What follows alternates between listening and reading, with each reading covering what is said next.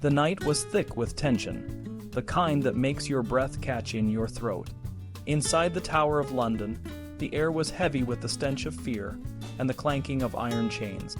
The moon cast eerie shadows on the stone walls, and in one of the deepest, darkest cells, two men lay in silence, waiting.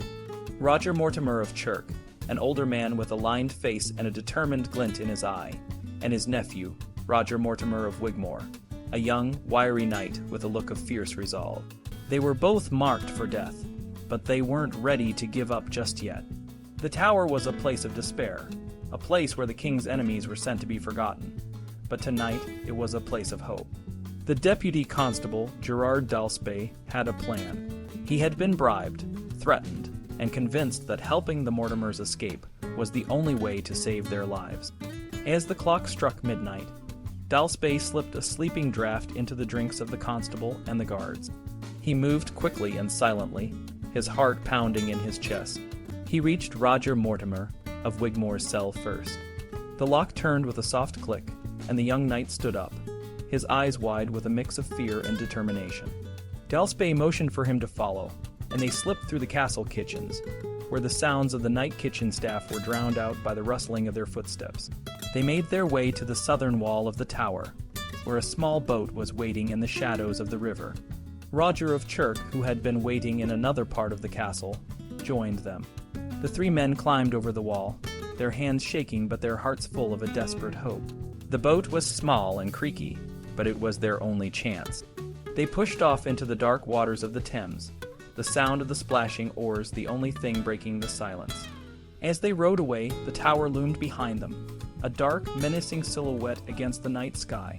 They knew that if they were caught, it would mean certain death. But they also knew that if they succeeded, they could change the course of history. The Mortimers weren't just any prisoners. They were powerful men, marcher lords who had once been part of a coalition that had risen against King Edward II. The king, known for his mercurial temper and his reliance on his favorites, the Despensers, had crushed the rebellion with brutal efficiency. Hundreds of nobles had been executed, and the Mortimers had been among the lucky few to survive until now. King Edward II was a man of contradictions. He could be charming and generous, but he was also ruthless and vengeful. His reign had been marked by political instability and widespread discontent. The Despensers, father and son, had become the king's closest advisors, and their power had grown to the point where they were almost as influential as Edward himself. They had enemies everywhere, and they were determined to crush anyone who stood in their way. The Mortimers' escape was a bold move, and it would have far-reaching consequences. But for now, all they could do was row as fast as they could, hoping to put as much distance as possible between themselves and the tower. The darkness of the night was their ally, and they moved through the shadows like ghosts, their fate hanging in the balance.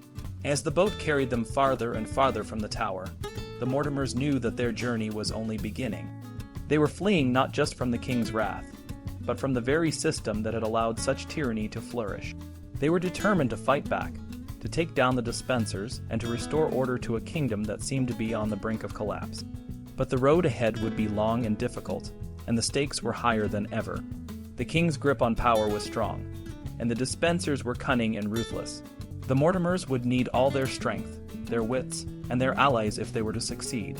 And there was one person who would soon become their most valuable ally, Queen Isabella, the king's own wife, who was growing increasingly disillusioned with her husband's rule. Little did the Mortimers know that their escape was the beginning of a story that would change the fate of England. But for now, they were just two men in a small boat, rowing away from the Tower of London, and into a future that was as uncertain as it was dangerous.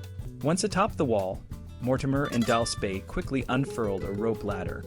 It silently rolled down the stone wall, reaching the River Thames below, where a boat waited with their friends. Mortimer and Dalspey slid down the ladder, climbed into the boat, and rowed across the river. They then mounted horses on the south bank and rowed south to the coast. Mortimer eventually sailed from Portchester and found refuge in France. This daring escape shocked King Edward II. His court became paranoid, fearing wider plots and assassination attempts. Spies across Europe began reporting on Mortimer's activities, and the king was terrified. In France, Mortimer was welcomed by the new king, Charles IV. who had taken the throne in 1322. Charles was eager to show his distrust of England, especially over a dispute about the French town of St. Sardos. When the argument escalated, Charles used it as an excuse to invade Gascony, a region in France that England claimed.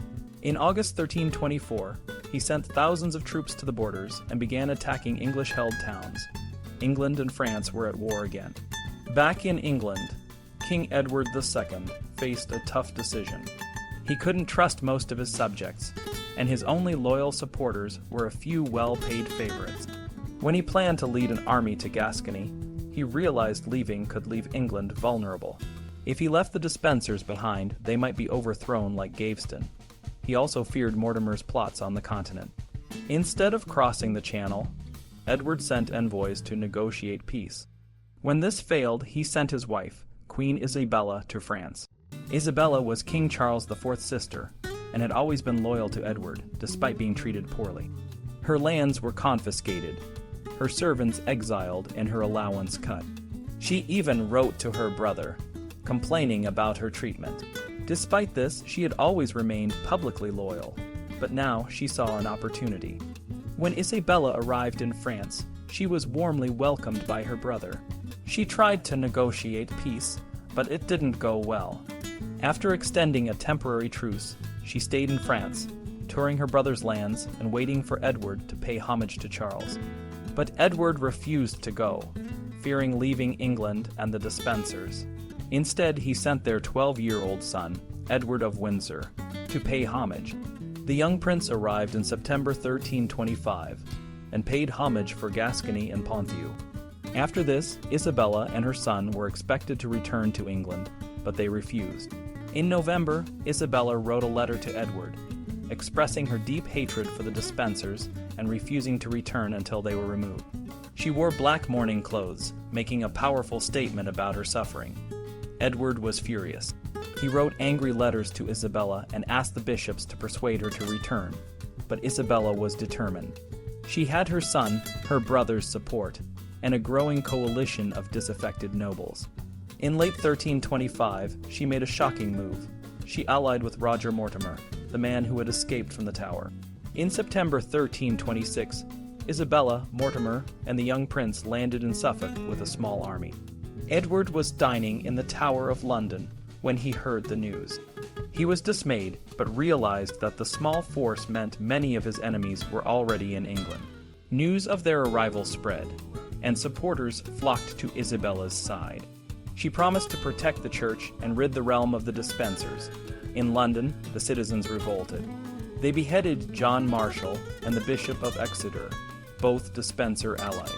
Anarchy reigned, and supporters of the regime fled for their lives. Edward and the Despensers fled to Wales, their stronghold. They tried to raise troops, but Isabella and Mortimer were closing in. By late October, Edward and the younger Despenser were in Chepstow, while the elder Despenser was in Bristol Castle. Isabella and Mortimer reached Gloucester and continued their pursuit.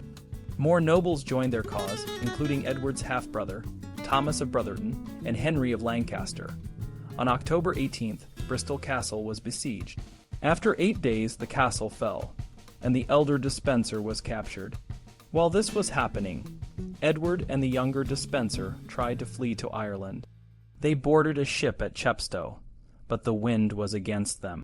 After 5 days at sea, they were forced to land at Cardiff and fled to Caerphilly Castle, believing it was safe, but their time was running out.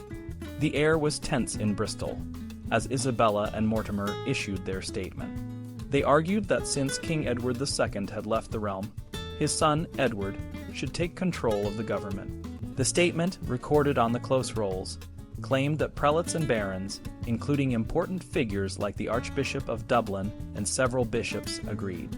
The king's authority was stripped, and his 14-year-old son was given the reins, though he was under the control of his mother and her lover.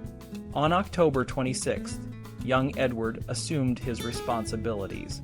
The very next day, the elder Despenser was brought before a court, presided over by Sir William Trussell. The court was deliberately styled like the one that had convicted Thomas, Earl of Lancaster.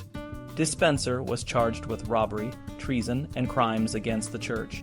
He was told he would be treated the same way he had treated Lancaster, without the right to speak in his defense. The punishment was severe.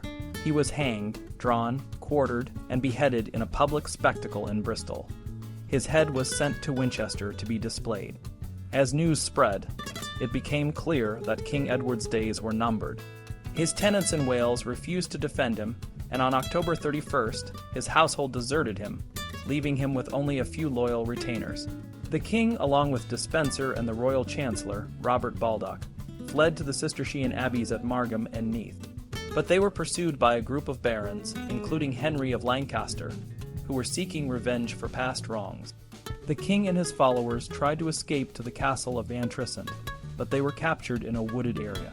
On November 24th, the town of Hereford buzzed with anticipation as a court, again headed by Sir William Trussell, prepared to judge Hugh Despenser the Younger. Despenser, once a powerful favorite of the king, was brought to the town in a humiliating parade. He wore a crown of nettles and his arms were reversed on his tunic, symbolizing his crimes. The crowd jeered and cheered as he was dragged through the streets, stripped and marked with biblical slogans. He was then hanged, drawn and quartered in a gruesome public execution. His head was sent to London, and his body parts were distributed across the country. With Despenser dead, the focus turned to King Edward. After 20 years of disastrous rule, it was clear he could not continue, but removing a king was a delicate matter. The Plantagenet dynasty had ruled for nearly 175 years, and the king was the source of all authority. Deposing him could lead to chaos. Isabella and Mortimer's propaganda machine began to paint Edward as a tyrant and a sodomite, though the latter charge was unproven. The king was held at Kenilworth Castle over Christmas, and a parliament assembled at Westminster to decide his fate.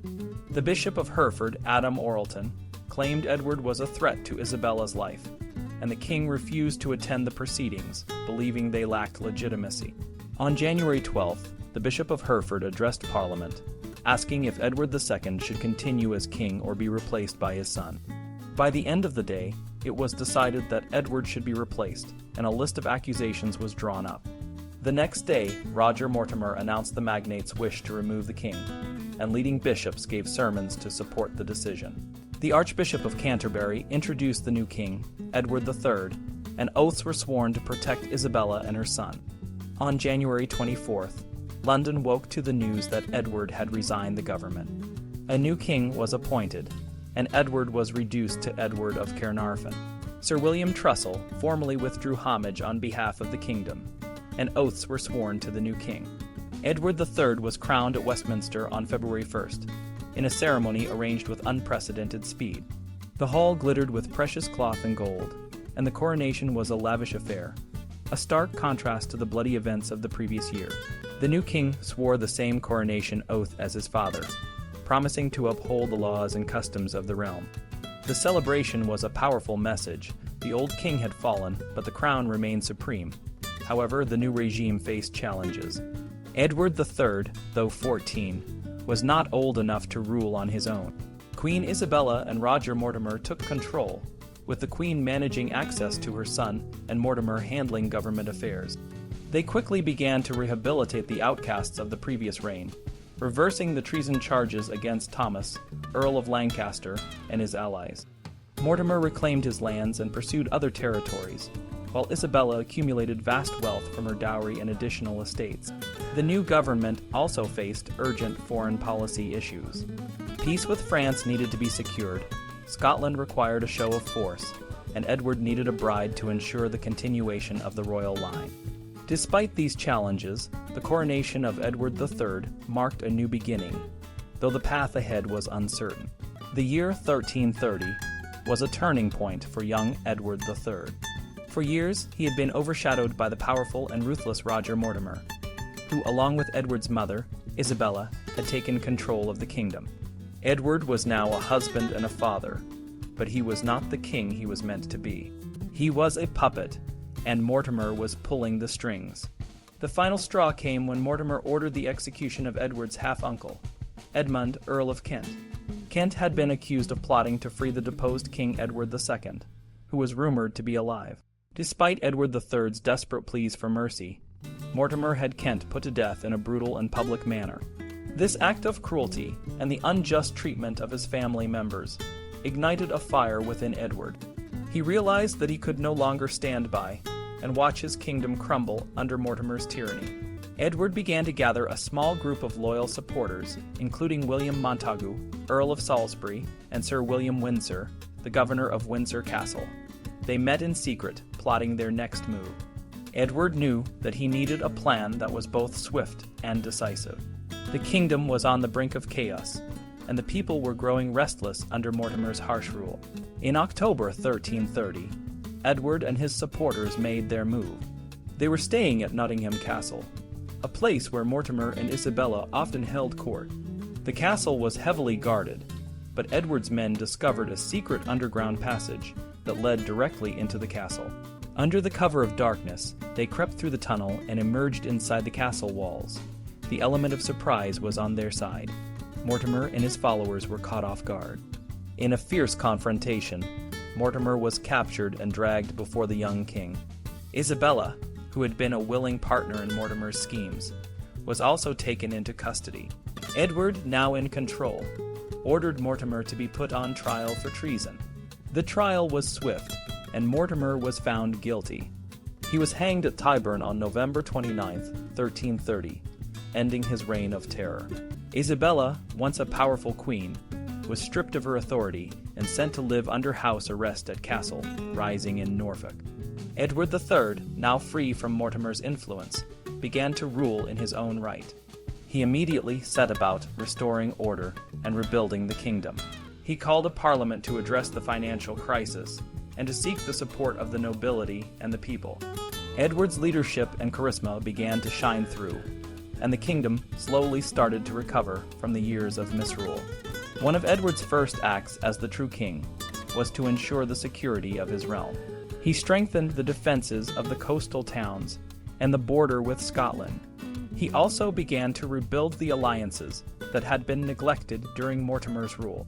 Edward's marriage to Philippa of Hainault, which had been arranged for political reasons, proved to be a strong and loving partnership. Together, they would go on to have a large family and build a stable and prosperous kingdom. Edward III's reign marked the beginning of a new era for England. He would go on to become one of the most successful and respected monarchs in English history, known for his military prowess, his legal reforms, and his patronage of the art. But it all started with a daring and courageous Act I that reclaimed his throne and restored dignity to the crown. As the dust settled in Nottingham Castle, the young King Edward III stood tall. He was just 17, but his resolve was unwavering. The daring coup had succeeded, and Roger Mortimer, the man who had controlled the kingdom for 3 years, was now a prisoner. Mortimer's trial was swift and brutal. He was accused of numerous crimes, the most heinous being the murder of Edward's father, Edward II. Bound and gagged, Mortimer was dragged to Tyburn and hanged as a traitor. With his death, a dark chapter of English history came to a close. Edward III, now 18, was ready to rule. He wanted to bring light and hope to a kingdom that had been in turmoil. His personal badge, a sunburst, symbolized this new beginning. The sun's rays cutting through the darkness were a promise of a bright future. Edward marked the start of his reign with a series of tournaments, grand events that brought joy and excitement to his people. These tournaments were not just for fun. They were a way to bond with the nobility and train for the battles to come. Edward was a man of many talents. He was a skilled horseman, a brave warrior, and a lover of chivalry. He and his queen, Philippa, dressed in the finest clothes, and their court was a center of music, art, and pageantry. Edward's love for history and mythology was evident in the way he ruled. He often referred to the 9 worthies, ancient heroes, whose lives he studied to guide his own reign.